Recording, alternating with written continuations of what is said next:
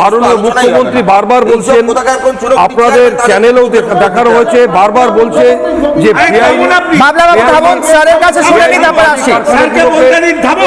বেআইনি বাজি কারখানা বন্ধ করতে হবে।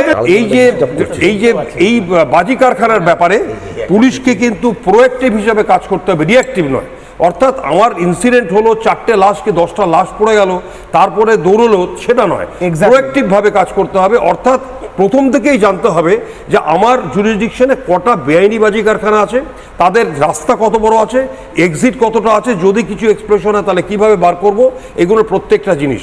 এর আগেও বলা হয়েছিল যে যখন আমরা সার্ভিসে ছিলাম, রেগুলার সার্ভিসে ছিলাম, তখনও বলা হয়েছে একই কথা, যে ক্লাস্টার করতে হবে। অর্থাৎ লোকালিটির থেকে বাইরে বাজির কারখানাগুলো তৈরি করতে হবে, যাতে সাধারণ লোকের কোনো ইনজুরি না হয়, সাধারণ লোকের জন্য মৃত্যু না হয়, এইটা দেখে নিতে হবে।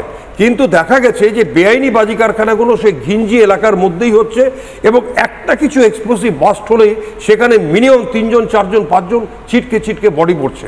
তাহলে এর রেহাই কি? রেহাই 2-3টে আছে। একটা হচ্ছে এডিএম জুডিশিয়াল কিংবা অ্যাডিশনাল এসপির নেতৃত্বে প্রত্যেকটা থানা জুরিসডিকশনে কটা করে এইরকম বেআইনি কারখানা আছে সেগুলোকে খুঁজে বার করা, এবং তাদের লাইসেন্সগুলোকে ডিঅ্যাক্টিভেট করা, ট্রেড লাইসেন্সটাকেও ডিঅ্যাক্টিভেট করে দেওয়া।